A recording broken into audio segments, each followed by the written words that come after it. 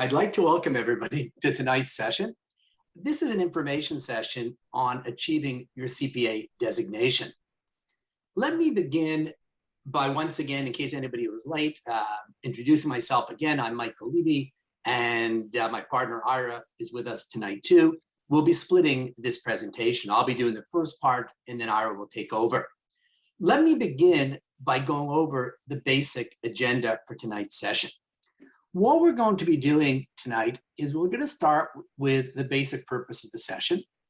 We'll then do a bird's eye view of the basic program. We'll give you a basic description of the program. We'll then do a short summary of some key components of the program. What we're going to do is we're going to take a look at Capstone 1, Capstone 2, and the CP.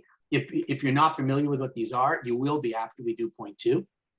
We'll talk about different paths available for achieving your CPA. You'll see that there are 2 cheap paths that you can potentially take to achieve your CPA.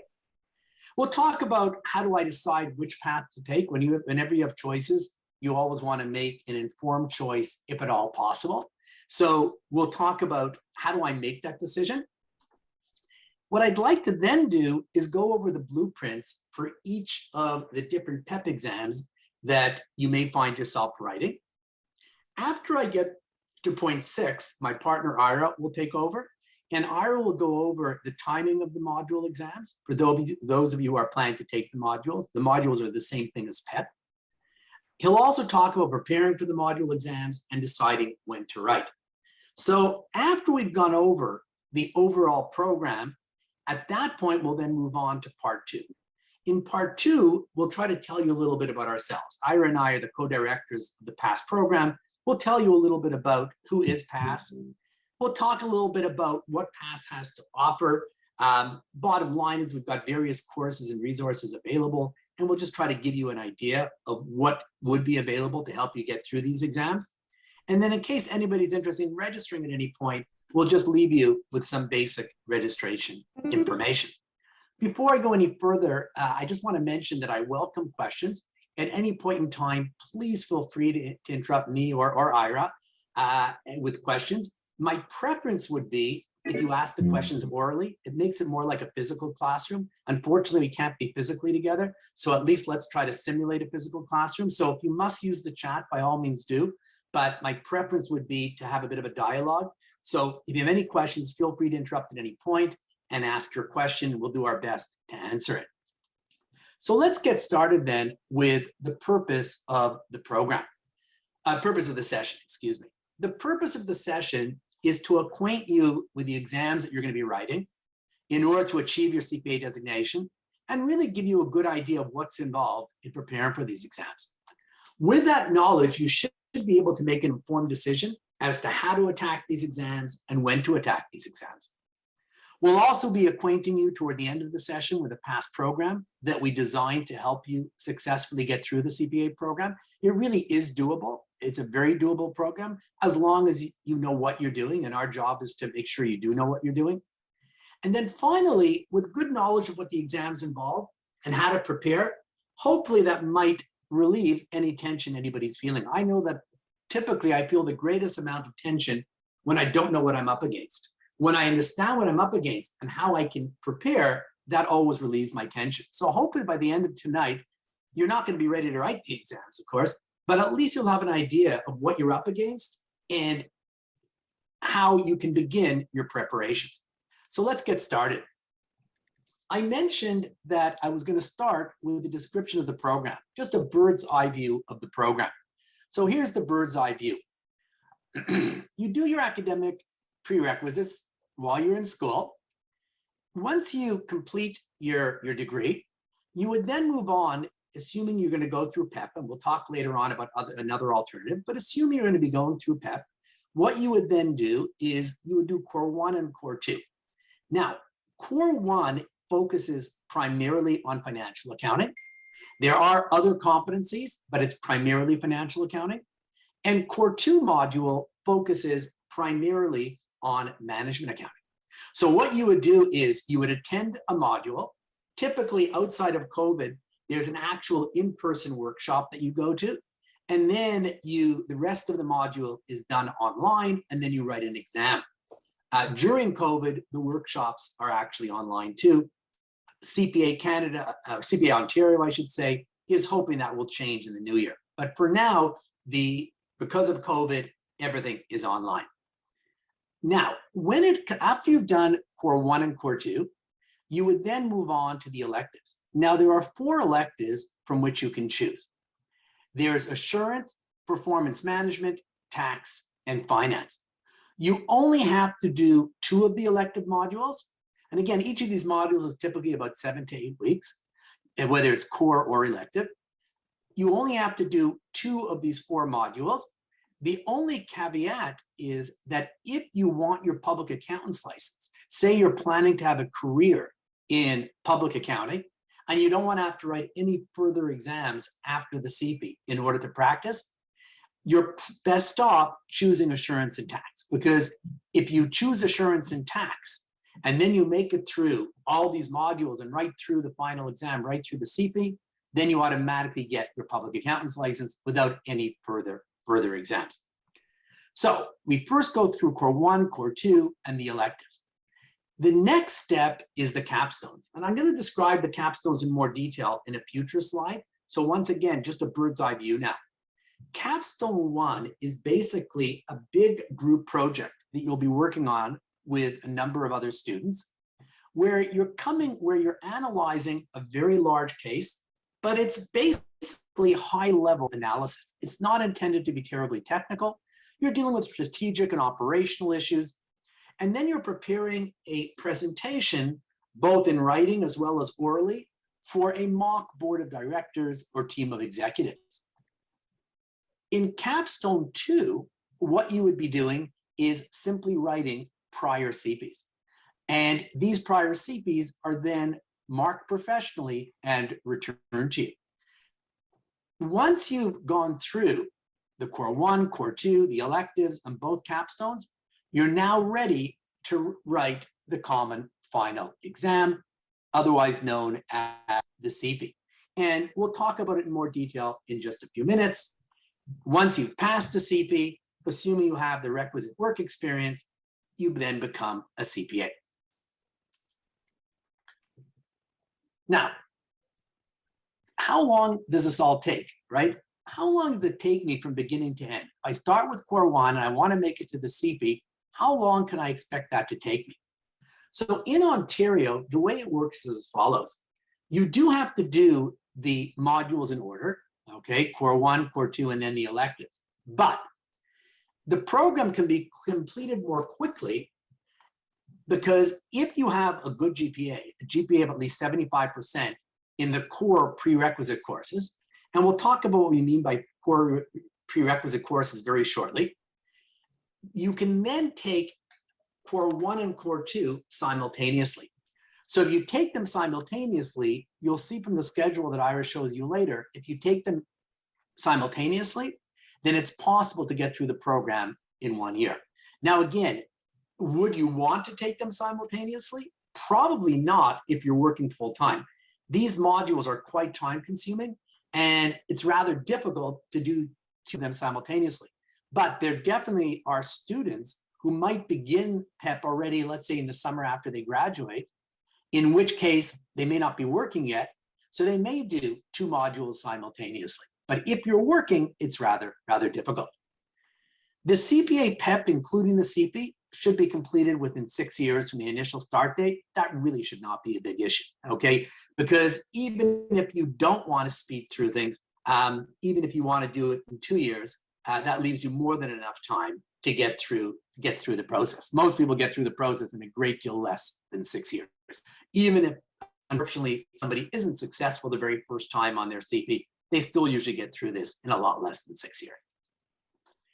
In some universities, including Ryerson, it's possible to do an accredited program. There are either diploma programs or master's programs in place.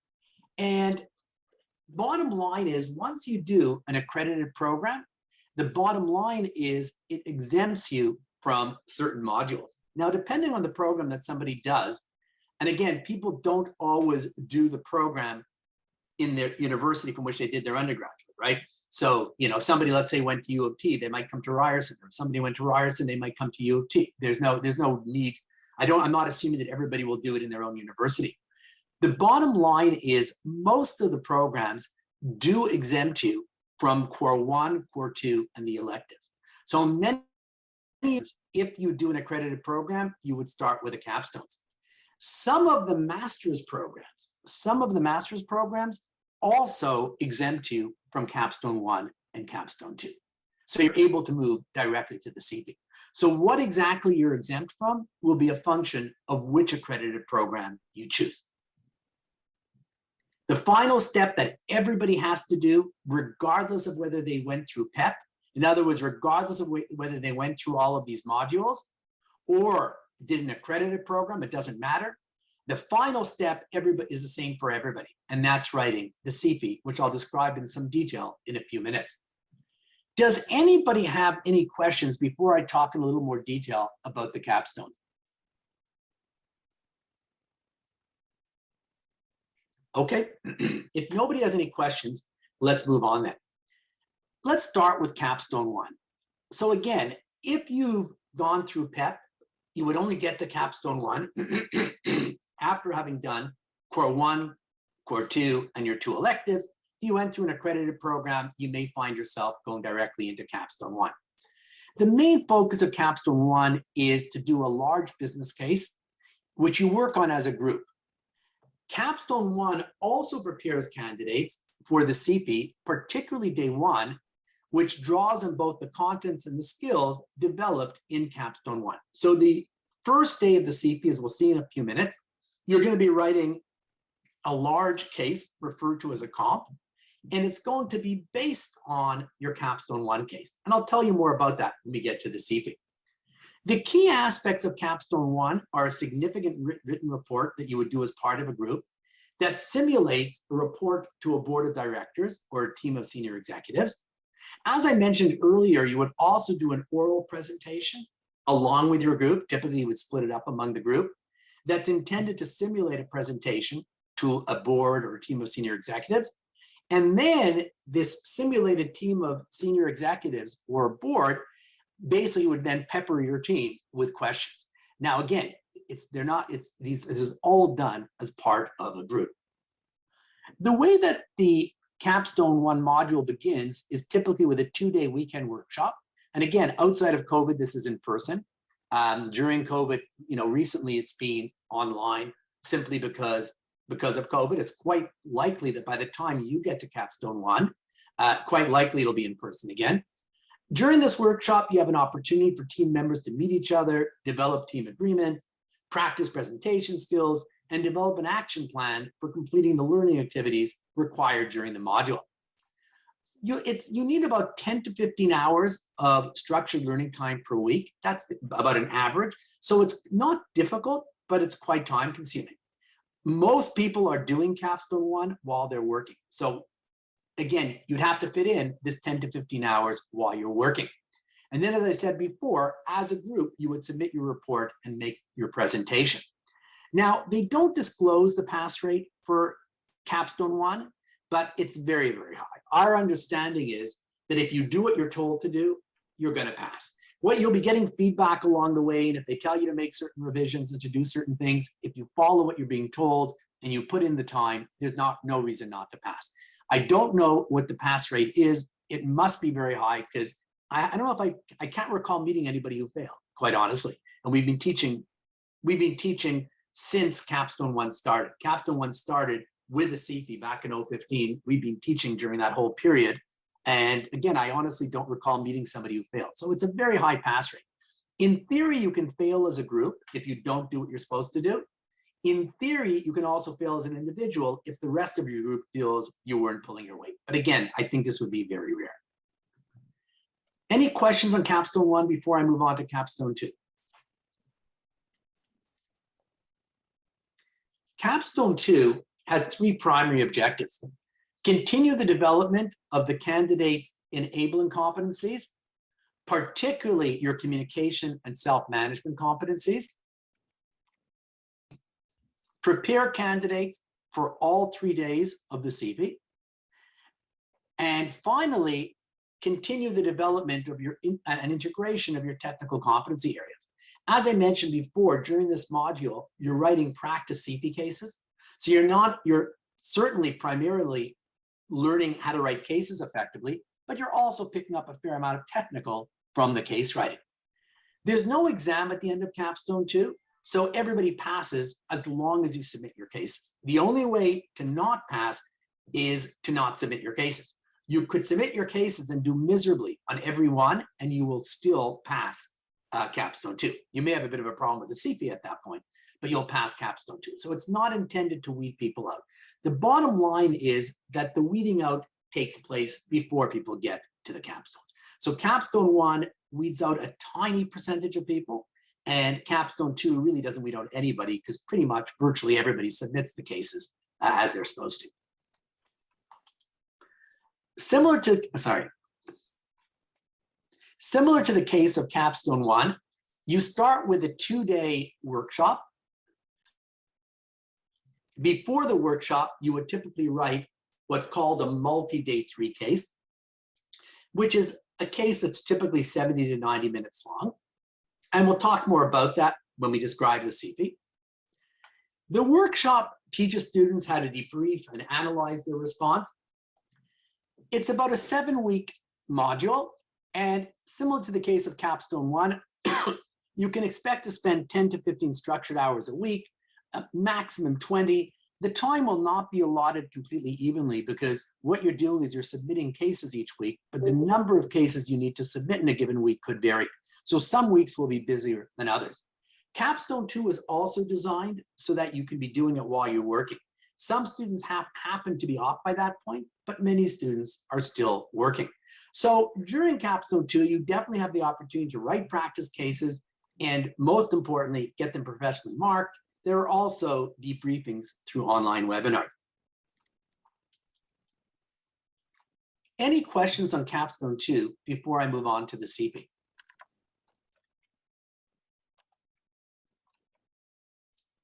Nothing? Okay, I hope people aren't shy to ask questions, because believe me, there's no reason to be shy. I'm assuming people have very little knowledge of the whole process. So please don't be embarrassed to ask questions because you don't want to look ignorant. I'm assuming you are ignorant. I would be ignorant at this stage of the game. Okay, let's take a look now at the CP itself. The CP is 3 days long.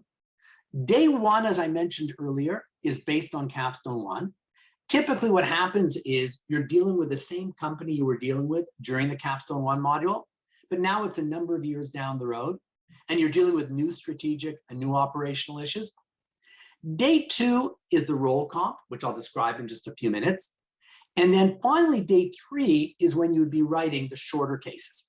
We call them multis because they draw on multiple competencies, and they're typically, as I mentioned earlier, between 70 and 90 minutes. Now, the CP covers the same 6 competencies that were covered over the course of the core modules. Over the course of Core 1 and Core 2, you would have covered audit and assurance, financial reporting, management accounting, finance, taxation, and strategy and governance. These are the same competencies that are going to be coming up over the course of the CP. Now, in order to pass this exam, you're required to achieve depth in 2 areas on the CP, and then you would only need to achieve breadth in other areas. Now, for CPAs in external audit, if you want to get your public accountant's license and pursue a career in external audit, you don't really have a choice on which 2 areas to achieve depth. Basically, you would have to achieve depth on assurance and financial reporting because these are the competencies that are really the backbone of public practice. If you're not concerned about getting your public accountant's license, you're planning to work in industry or government, you're not planning a career in public accounting. In that type of situation, you would have to get depth in either financial reporting or management accounting. And then you would also have to get depth in any one of the following 4 competencies: assurance, tax, performance management, or finance, whichever you think you're strongest at. When it comes to whether you're going to achieve depth in financial reporting or management accounting, that you don't have to decide before the exam. When you write the exam, you'll try to do as well as you can in both of these competencies, financial reporting and management accounting, and hope that you at least get depth in one. But you won't have to declare which one you're aiming for depth on before the exam. However, when it comes to the second competency, assurance, tax, performance management, or finance, there you would have to make your choice before the CP. And the reason why you have to make your choice before the CP is very simple. It relates to day 2 of the CP. The role on the elective comp, which is day 2 of the CP, it's one big 5-hour exam, will depend on the depth area you've chosen. So at the end of the day, let's say, for example, I choose assurance as my depth area. Most of the requireds that I'm going to have to answer on day 2 will relate to assurance. That's why it's called the role comp. The requireds I deal with are contingent on my role. So if I've chosen assurance, most of my requireds will relate to assurance.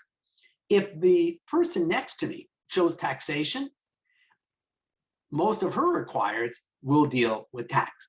So at the end of the day, that is why you need to choose your which of the 4 competencies you'd like to do prior to the CP.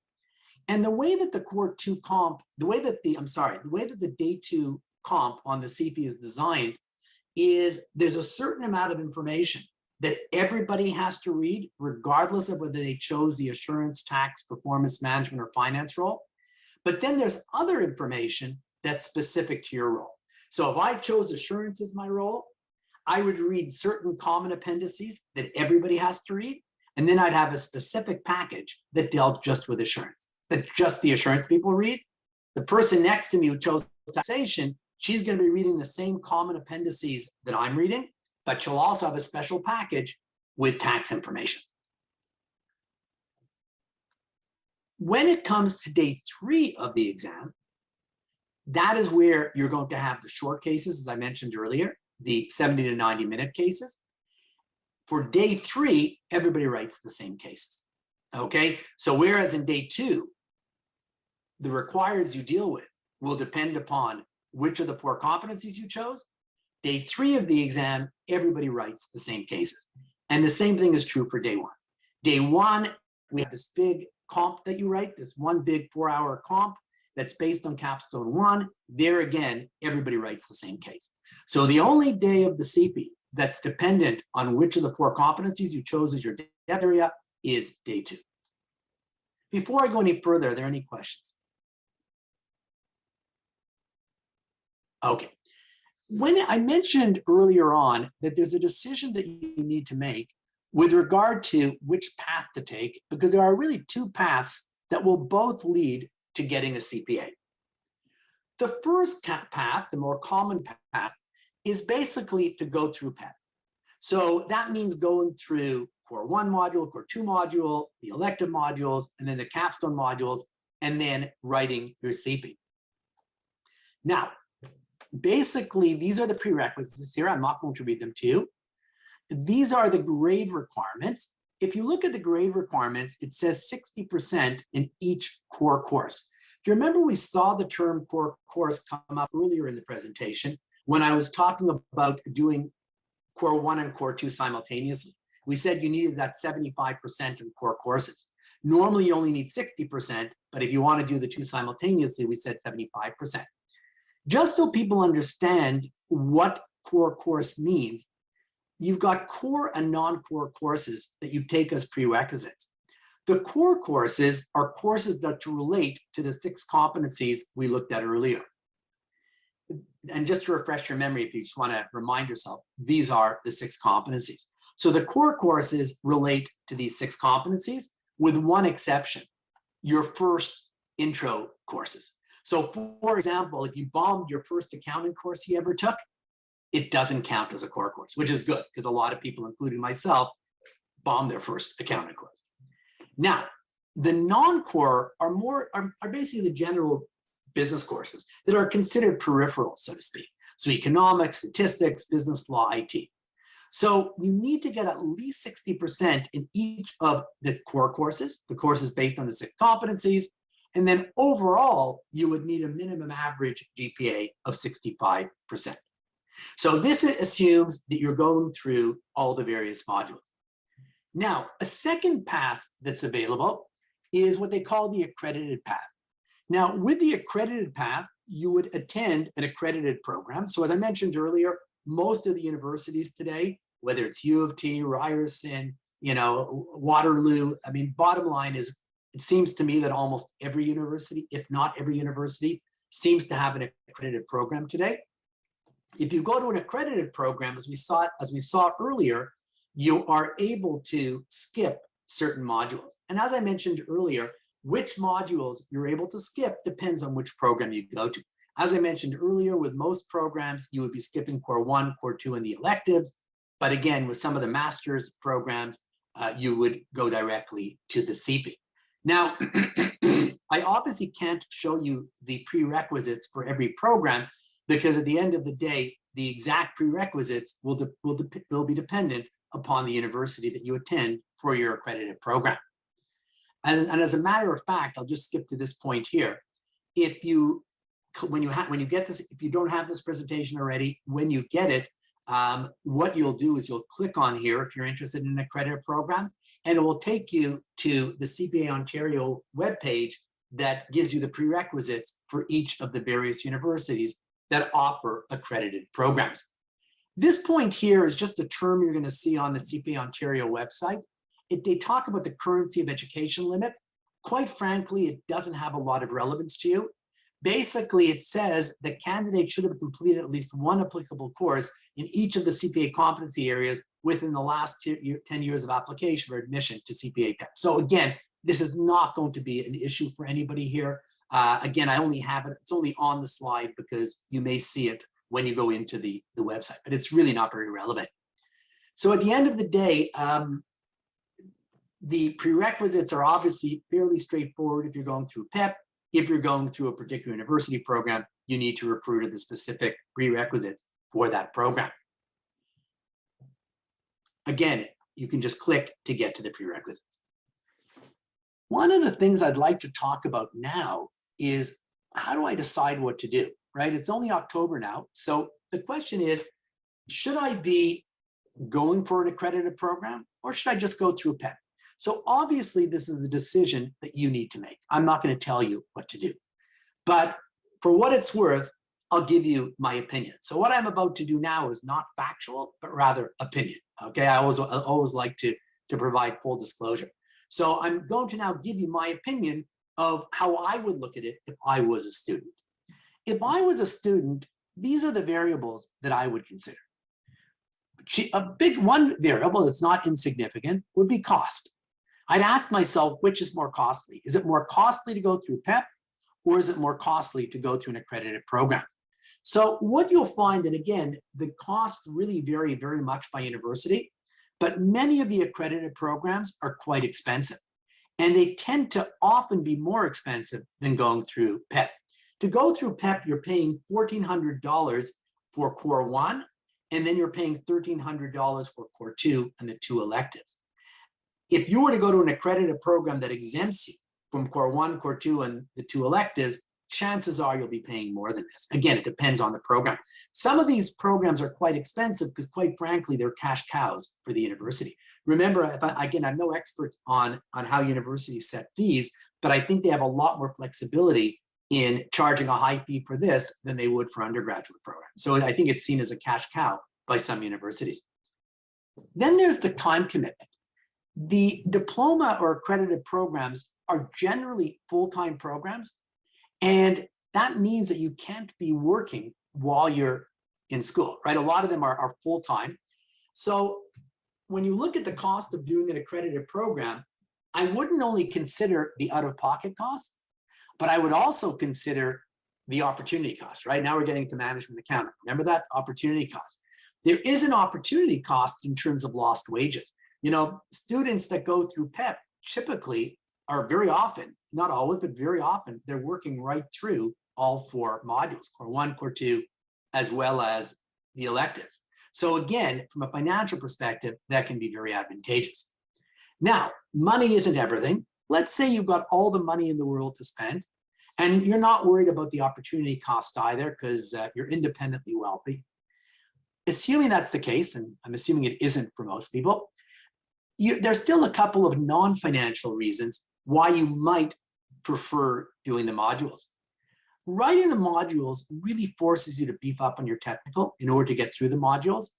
And anecdotal evidence from speaking to people who did diploma or accredited programs, it's the same thing, is that some people have told me that they didn't feel technically well prepared in certain areas. The problem with these programs is I'm not an expert. I can't tell you very much about each university. There are too many universities.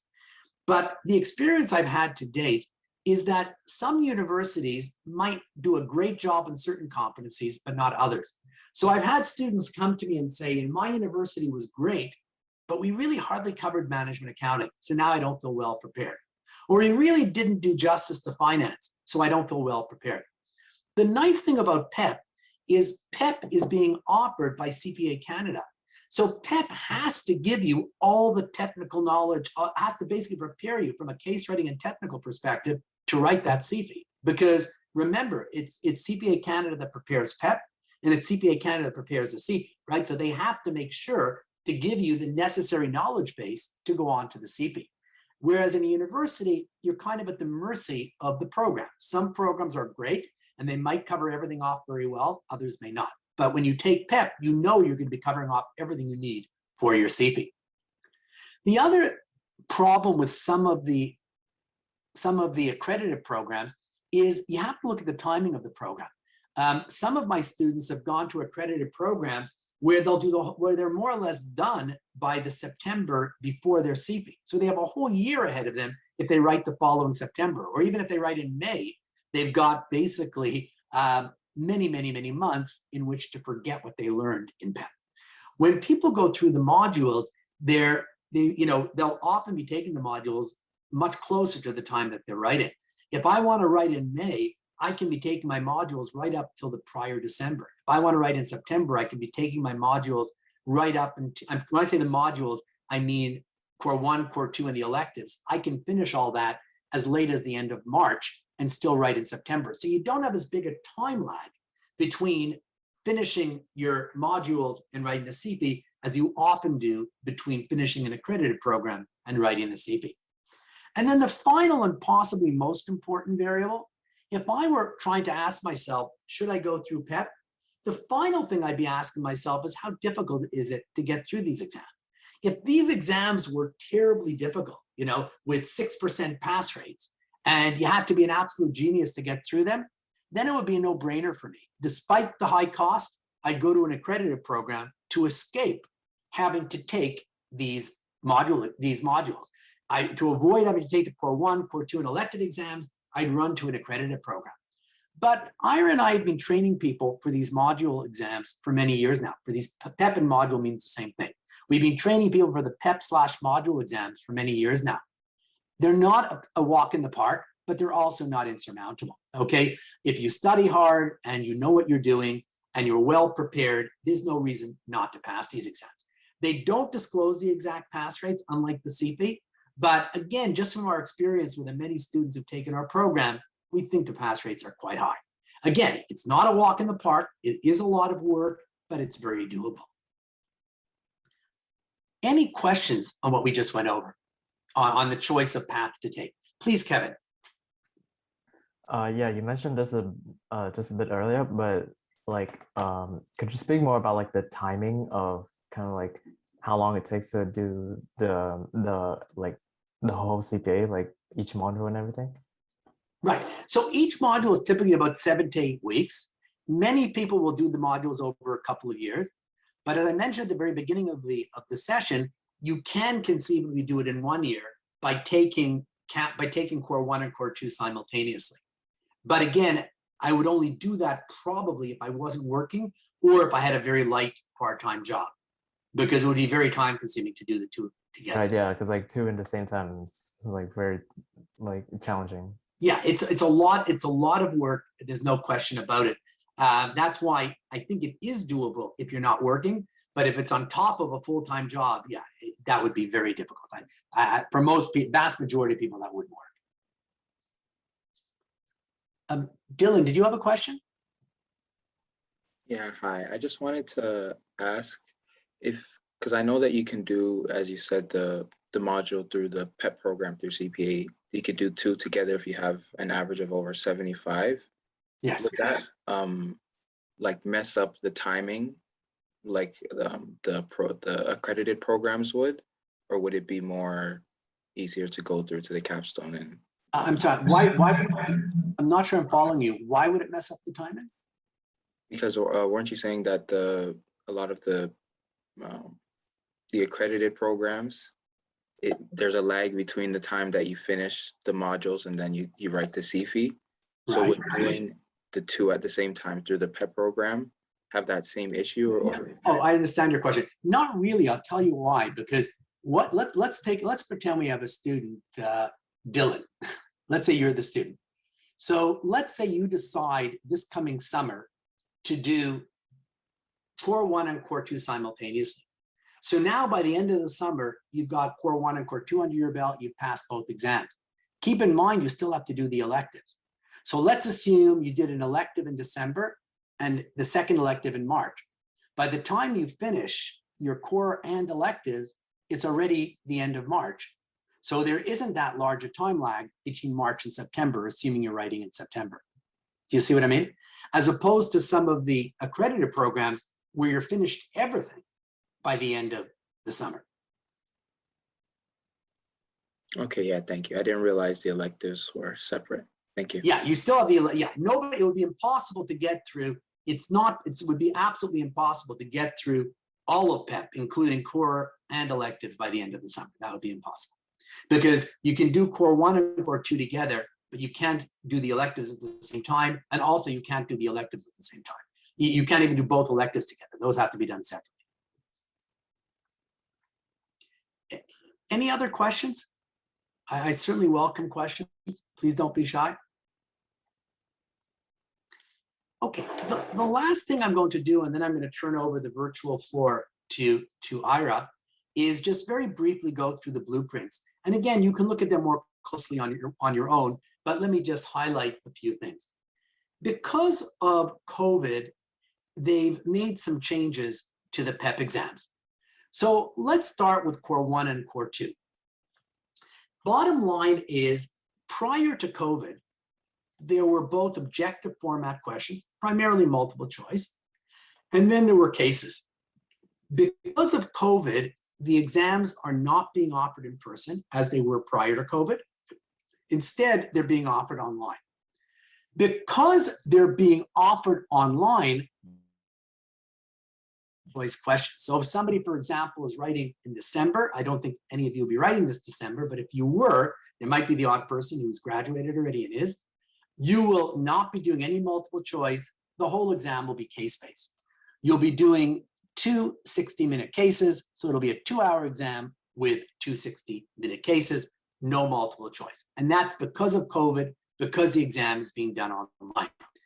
Now, when it comes to Core 1, as I mentioned at the very beginning of the session, so there's been a lot of time to forget this by now, Core 1 focuses primarily on financial reporting, which is the same thing as financial accounting, but it also will integrate at least one other competency area.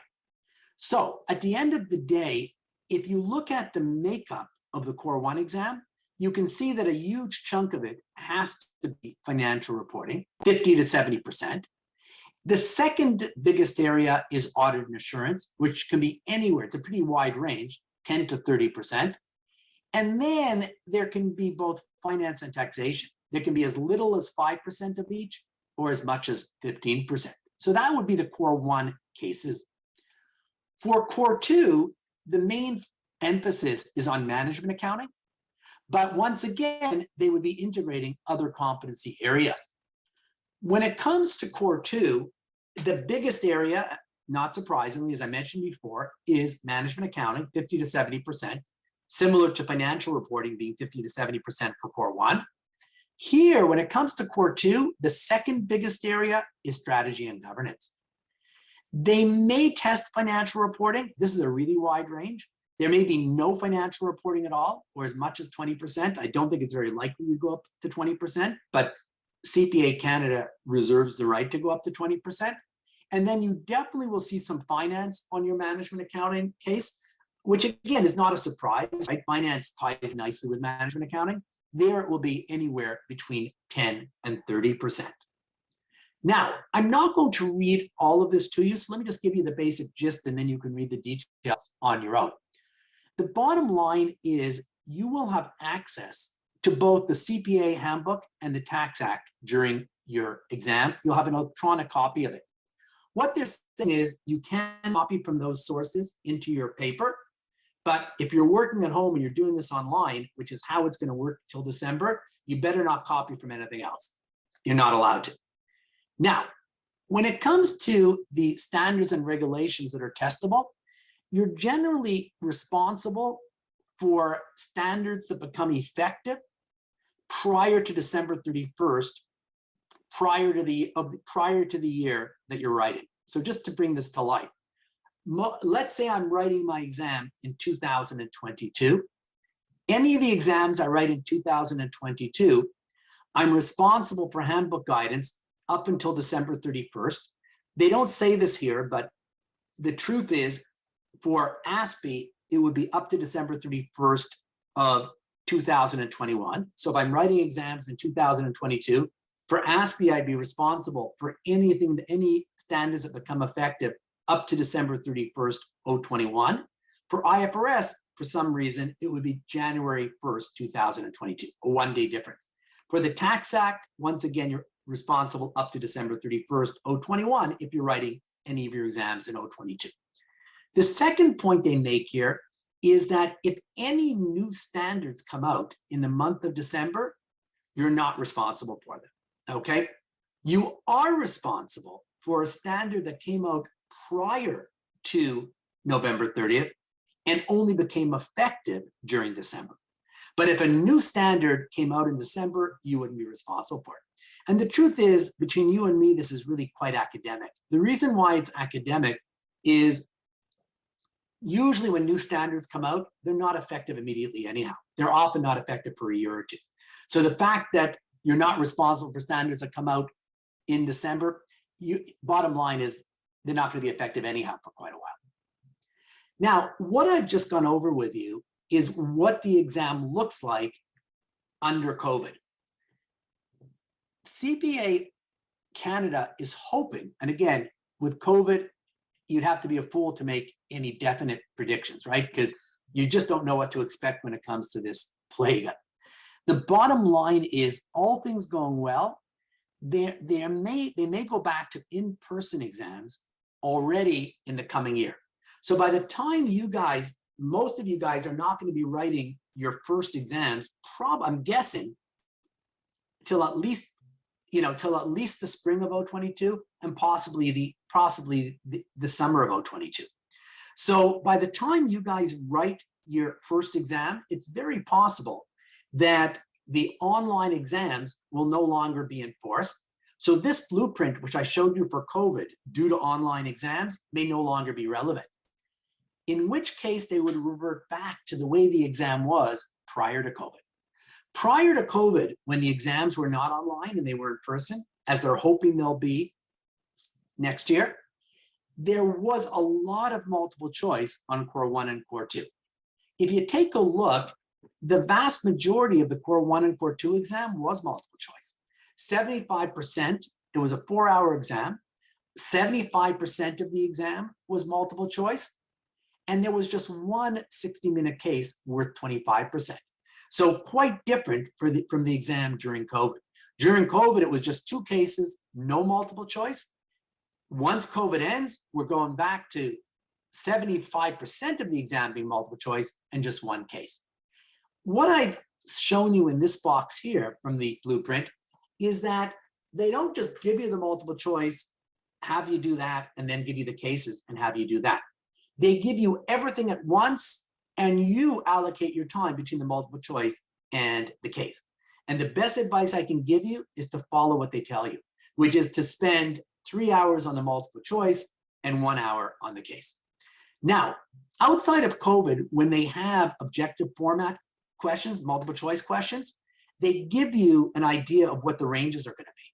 So on the multiple choice questions, similar to what I showed you for the cases during COVID, the most tested topic is of course going to be financial reporting. The second most tested topic is going to be audit and assurance. And then there will be also in the multiple choice questions, some finance and some taxation.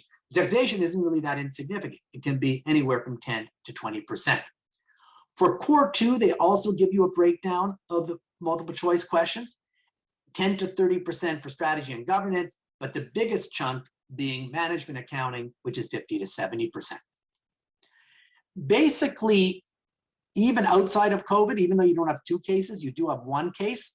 And similar to what you would expect during COVID, outside of COVID also, the main competency tested on the case, that 1 case that you write for core 1 will be financial reporting, but it'll be integrated with at least 1 other competency, possibly 2 other competencies.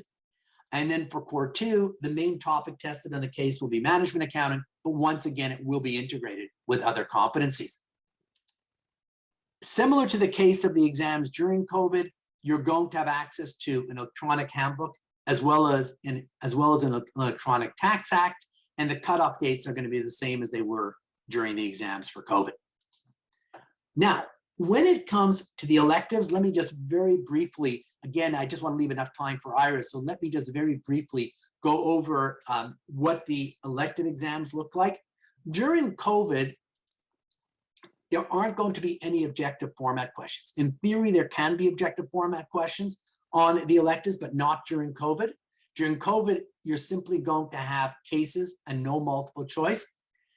I'm going to skip what's allowed because it's kind of hypothetical, and we'll take a look at what's actually in effect. During COVID, there's no multiple choice. What you're going to have is 2 cases for a total of 200 minutes. And bottom line is that 1 case will not exceed 120 minutes, okay? So no 1 case can be longer than 120 minutes, but you could very well have a 120-minute case. And then the cases will not go below 80 minutes. So for example, your exam may have a 120-minute question, an 80-minute question, plus an 80-minute question, and that'll be the whole exam. Now, here's the breakdown of the competencies on the elective exam. Bottom line is that on these 2 cases that you write, you can see basically that the bulk of the assurance elective, as you would expect, is going to be assurance, 40 to 70%. And then there can still be fairly significant financial reporting. And then, as you can see, they can also test some of these other topics to a much lesser degree. Now, given that by the time you write your electives, COVID could be, I wouldn't say over, but over enough, so you can have your exam in person.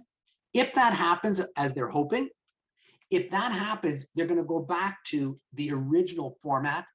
The original format of the assurance elective was that you had 15 multiple choice questions, and then you had your cases, the same thing as you see here. So in addition to the cases, you also had 15 multiple choice questions.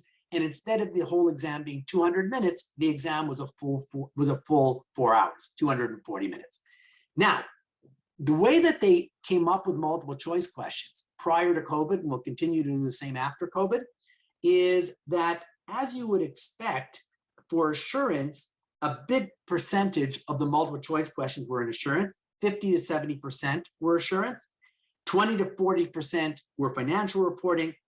Then if they wanted to, they could have they would have 0 to 10% strategy and governance. So they could test strategy and governance in the multiple choice. And then basically they could also have some finance. From what I recall, I believe it was 10 to 20% for finance. So that was the breakdown of the multiple choice on assurance. Now, for taxation during COVID, the breakdown of the exam is exactly the same as it is for assurance. This slide here basically is identical to the assurance slide. The way during COVID, the way that they break down the cases is exactly as you see here. The bulk of the two cases in tax for the elective are going to be basically taxation. 70 to 90% of the cases of the 2 cases are going to be taxation, and then they can test a little bit in any of the other 5 competencies.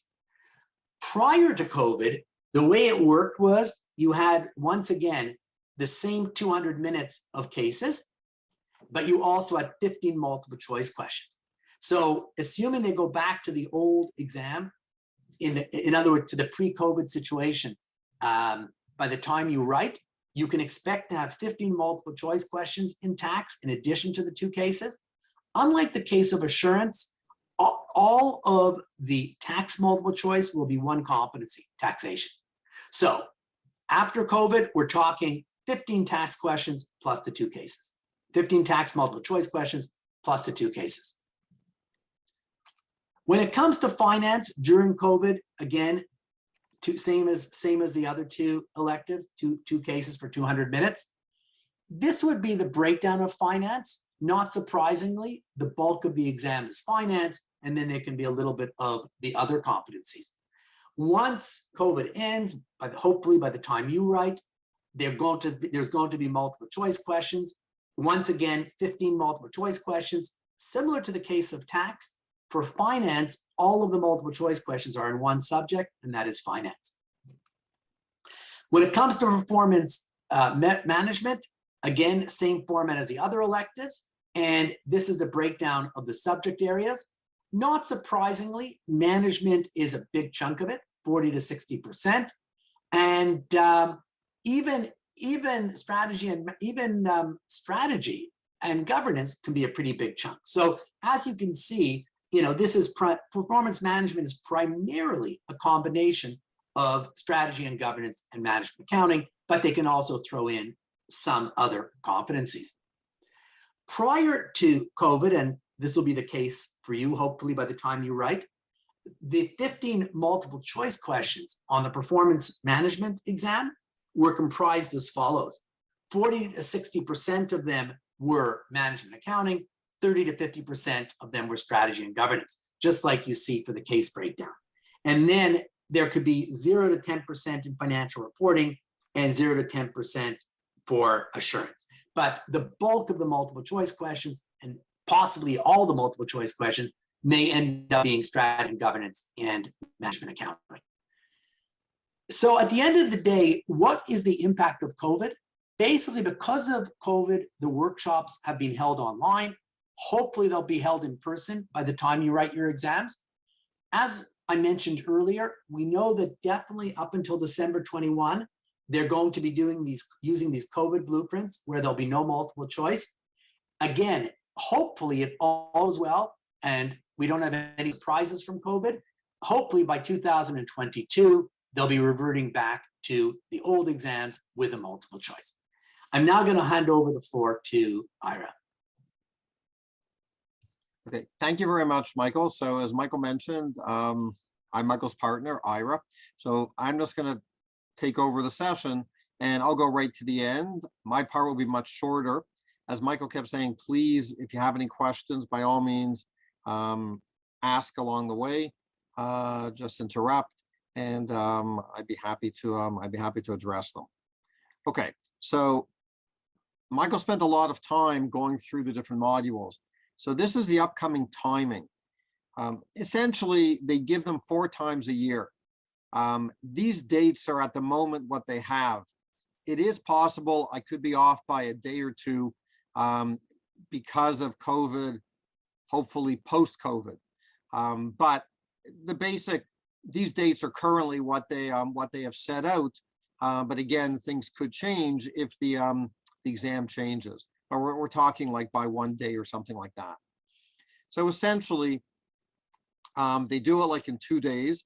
So the ones coming up, I guess, I don't know when people here would be, starting to write exactly. We have March, end of June, September, and December. And Michael described it, how the module begins 8 weeks before, and some of the extended modules, whatever, could be 16 weeks. So this is for Core 1 and Core 2. And then you have the same thing essentially for the four others. Okay, and you can see that, I don't know, they kind of combine. Finance and tax are always the same day. Excuse me, finance and tax are always the same day, and assurance and PM are the same day.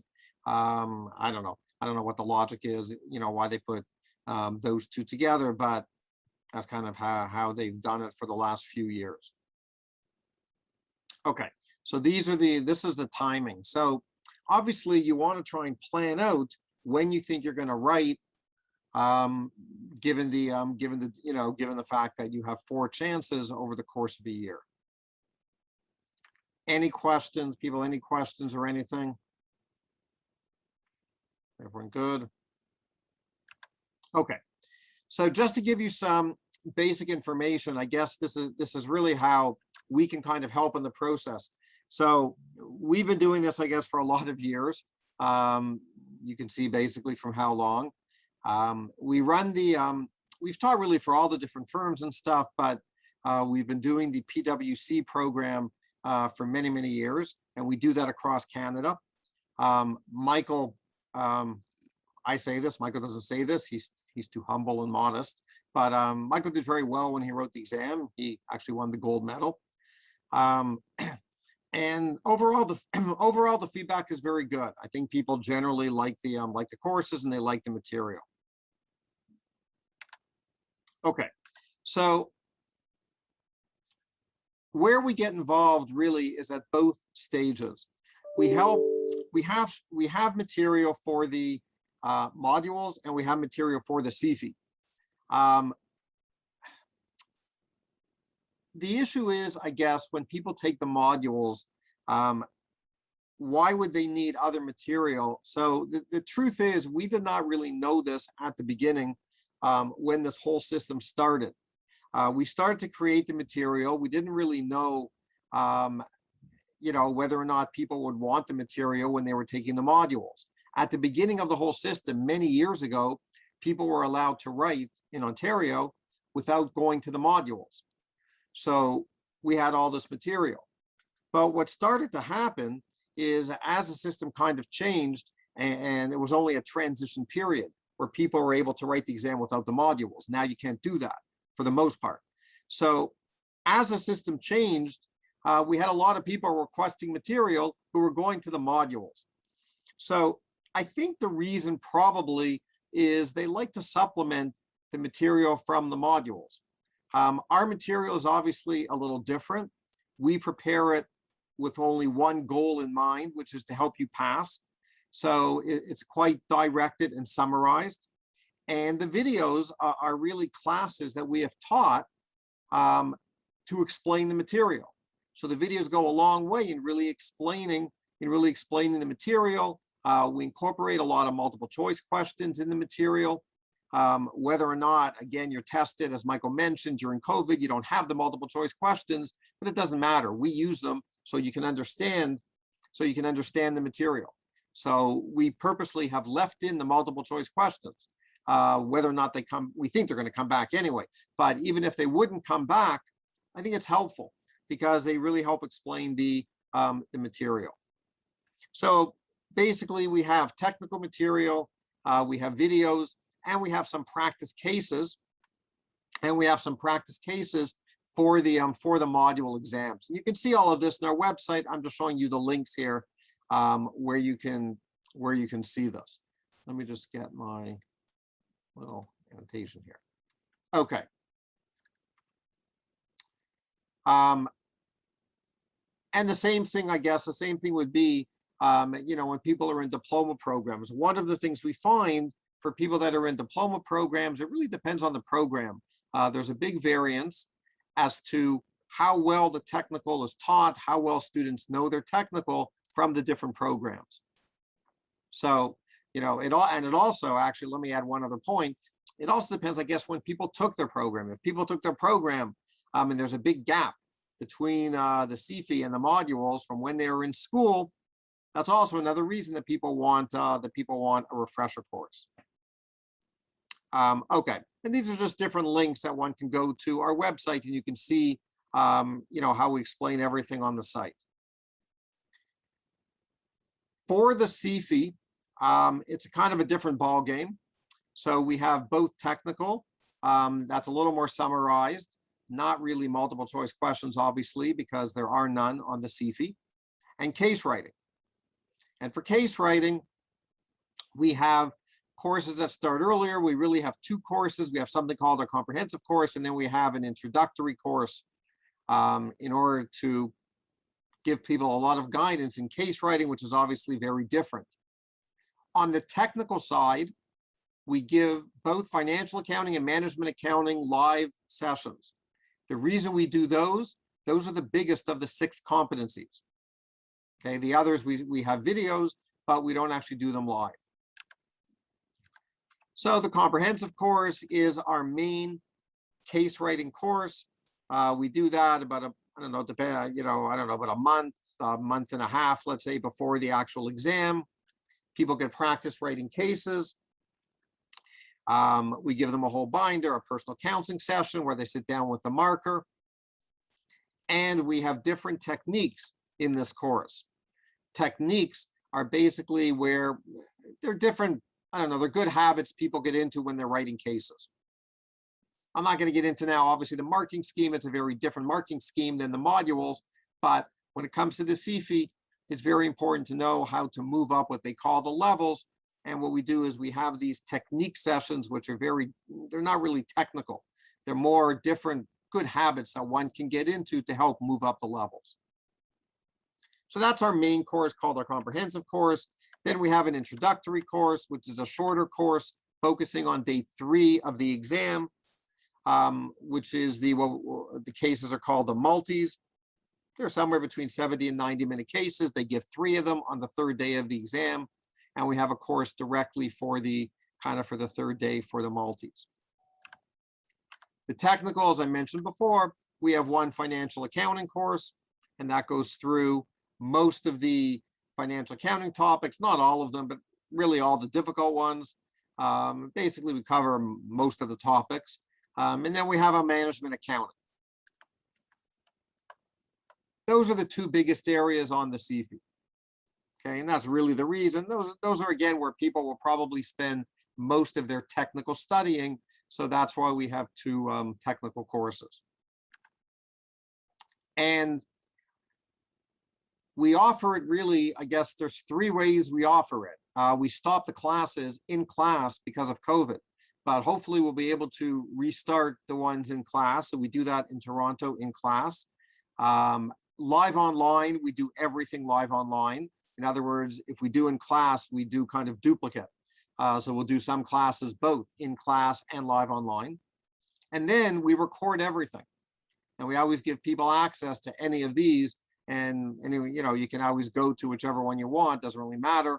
But if you miss the in class, you miss the live online, then you just watch the recording.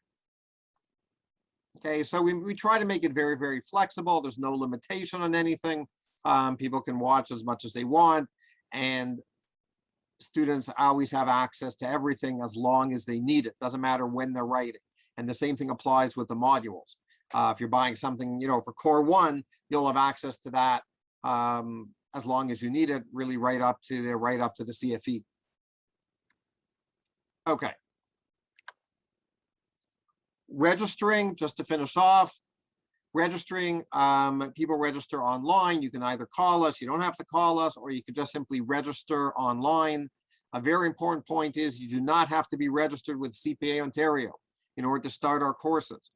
Lots of times, I'd say probably the majority of times, people start our courses or not even register with CPA. Doesn't make a difference, but they want to get a head start on studying. So we're a big fan of that because the earlier you start, the better for all of these things. So don't worry about when you register with CPA. That really is not connected, obviously, to any of our courses. And that's our contact information. So we're always available. We're always answering questions. For all of these courses, basically, we would be your resource, myself and Michael. So people ask us questions, whatever, they email, they call us, technical case writing questions, whatever it happens to be. Okay, so people, that is, again, hopefully this is around the time when we were supposed to end. I think this is around the time.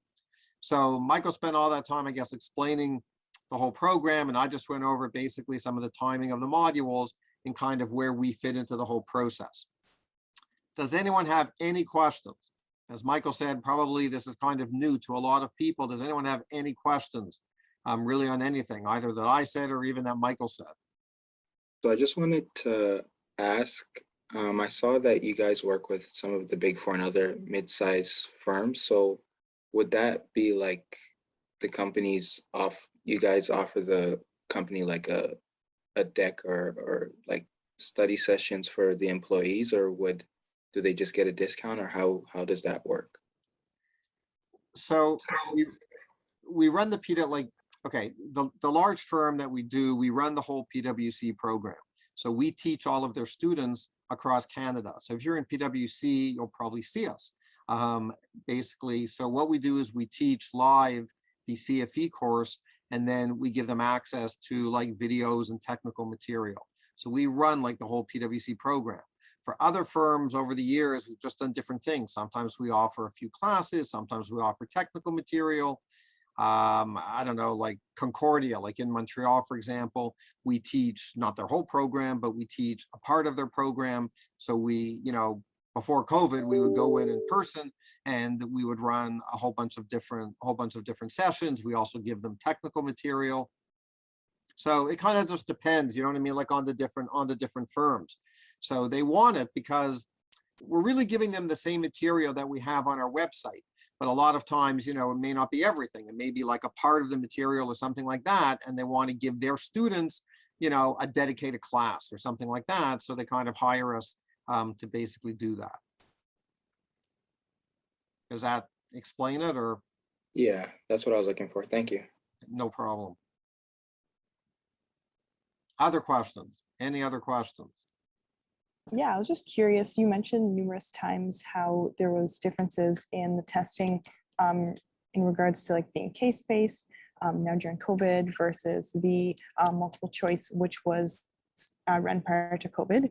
And I was just curious, in your personal opinion, if you'd be able to highlight certain perhaps certain good things and detrimental parts of each of the testing systems.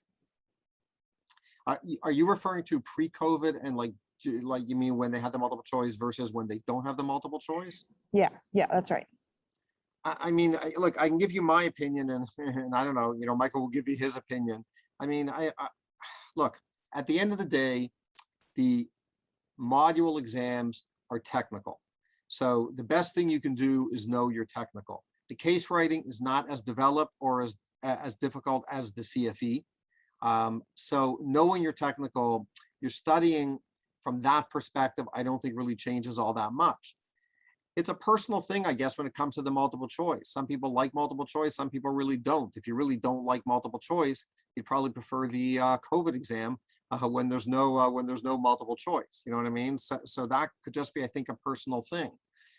Either way, they're really trying to accomplish the same thing. I don't think the cases have really changed. The cases are very directed from everything we hear. And again, if you know your technical, you should be fine. So I just think it's a question, I'm not sure why, we were a little surprised at first when we saw that, like, why did they change like the multiple choice? I don't know. Maybe they just felt it was harder to control or whatever during COVID, and they wanted to get rid of the multiple choice. Truthfully, I'm not exactly sure what the rationale was, but it was never, I don't think it was anything to do with, oh, we're changing, kind of like we're trying to now test something different or do something different. It was really, I think, a question of they had to make a quick change because of COVID. And for whatever reason, they decided we don't want to give multiple choice during COVID.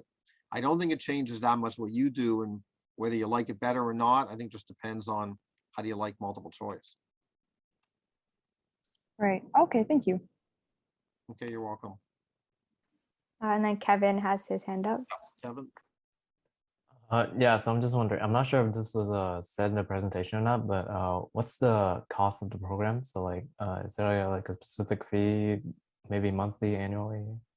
So we have, there's actually different costs depending on, we try to give people a lot of choice. So it really depends on what people are taking.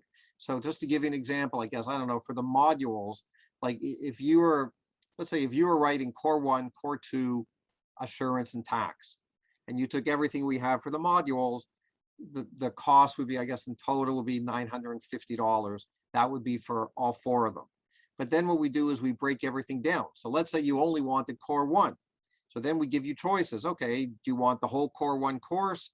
So that's it. We have different prices. Core 1 would be the most expensive. I don't remember, like $450 or I don't know, somewhere around there. But we give all these choices. You can either buy the material with the videos or without the videos. And you can buy the case writing separately. The case writing is short. So, you know what I mean? The maximum you would ever pay for all 4 would be the $950, but you can go much lower. Let's say if you just want tax, you could just buy the tax notes, or you could buy tax notes with videos. So it's you know what I mean? So we just have different pricing, and it's all on the website. You can see the different choices depending on what you want. And All then right, thank you. you know what I mean? And then the CFE Yeah. obviously is very different. Like for case writing and stuff like that, we have different prices for the case writing. But again, if you go to the website, you'll see you can see all the pricing is laid out there. And when it comes to, when usually people end up paying by credit card and stuff, and if they're really, if there's financial need or something like that, then we'll negotiate, we'll just do an installment plan basically, and we don't charge interest or anything. Wonderful.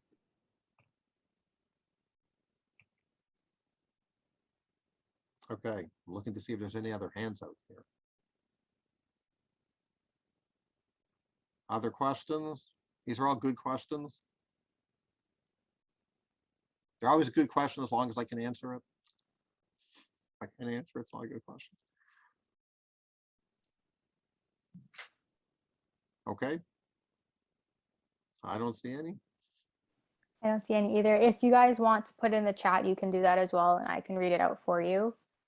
Yeah, if people have questions, sorry to interrupt, if people have questions along the way or anything like that, feel free to use us and to just give us a call and ask a question, whether you're in the course. I don't care if you're in the course or not on the course. We're always answering questions like the students, so it's not a big deal.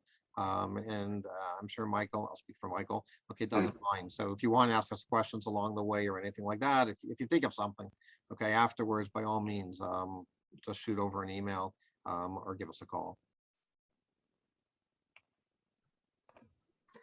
Okay, well, I think there aren't any questions, but feel free to email them. But just wanted to kind of thank you guys, Michael and Ira, for presenting us. It was super useful, and we always love hearing about paths and the CPA pathways. The event was super great, and we really appreciate you taking time out of your busy schedule to be here with us.